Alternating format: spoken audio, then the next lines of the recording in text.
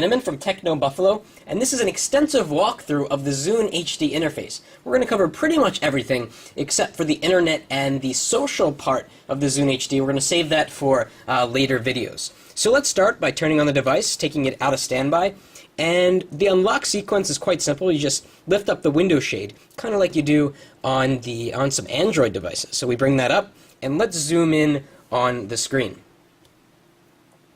So the home screen of the Zune HD is what you're looking at right now. And there's actually two home screens, one on the left and one on the right. And you're going to notice the graphics of the Zune HD are fantastic. The NVIDIA Tegra platform really brings things to life. Video looks great. Music is beautiful. It's really a celebration of multimedia, I think, on the Zune HD compared to, say, the iPod Touch, where it's kind of like a multifunction app device with multimedia, with the internet, with email, and everything in between. The Zune HD is very focused on multimedia.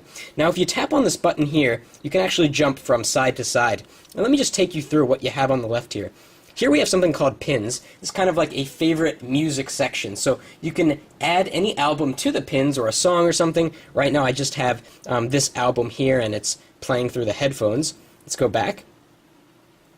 And this shows you history, things that you've done recently. So in the upper left corner is the recent most thing I've listened to or watched or played with. So here we can see that I've listened to a radio station. I had some albums. I was looking at some pictures that were on the device. If we go down, we can see the things that I've recently added to my Zune HD. So recently I've added a teaser from The Office, a teaser from Heroes, the TV shows, and then I have some pictures that I've added recently, a new photo gallery that is, a calculator, chess game, new CD. You can basically go back through your history and see what you've been doing on your Zune, which is a great feature to kind of go back and listen to the same track you were on yesterday, and so on and so forth. So this main menu is very self-explanatory. It shows you music and videos and pictures, and we're going to drill into all of those now. Let's go into music. Zune has a really interesting option for listening to music or for buying music called Zune Pass. It's $15 a month. It lets you download unlimited music to your Zune and to your computer. You don't own the music, but for as long as you pay $14.99 a month, you get to listen to the music, which I think is a really good deal. It's a really good tool for music exploration. So you could download 50, 60, 100, 1,000 albums in a month if you want to, and just listen to all the music you want. That said, if you decide to change to the iPod Touch, well, all that music kind of goes away because you're not paying for the Zune Pass anymore. But also with the Zune Pass, you get to own 10 tracks a month of those that you've downloaded. So that could be good. Right now, the sort of screensaver's coming on. So we can sort by artists, playlists, songs, genre, and albums.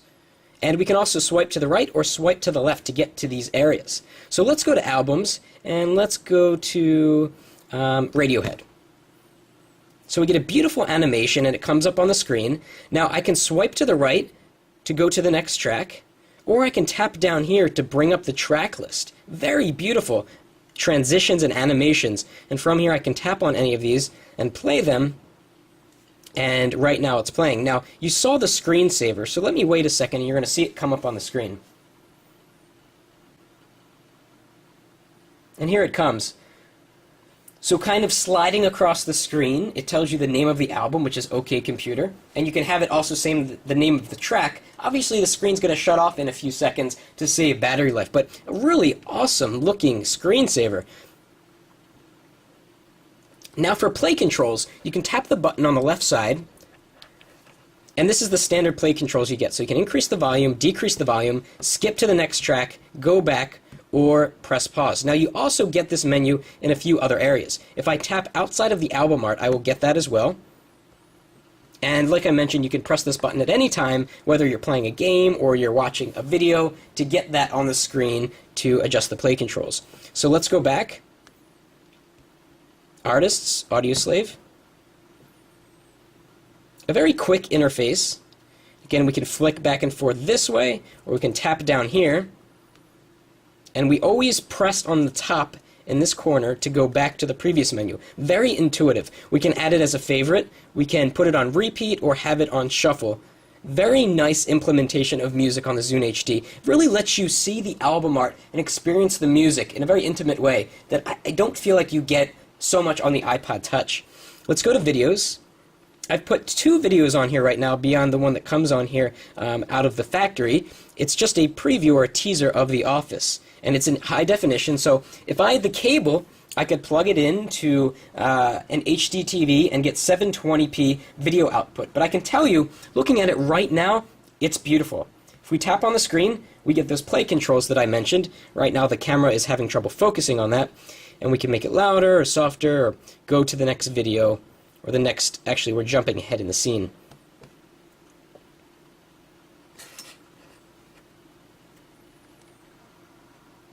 Okay, so let's go to pictures, and I'm going to go to some of the pictures that I put in here. Recently I added these pictures, and the accelerometer works extremely fast. Look at that, very fast. We can flick to the side like we can on the iPod Touch. We can zoom in like so, zooms very fast, re-renders extremely fast. Then we can tap on the screen and press play for a nice little slideshow.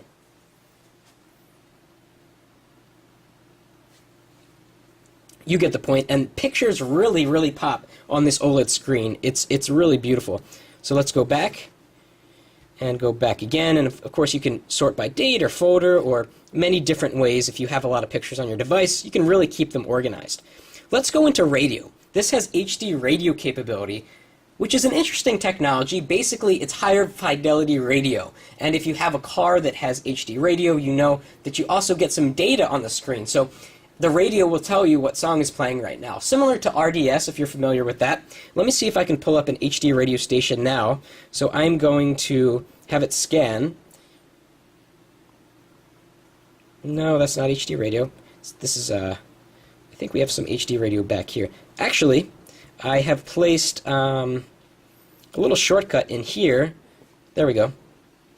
Looks like it's not coming through as HD right now because I'm in an area where there's not good signal.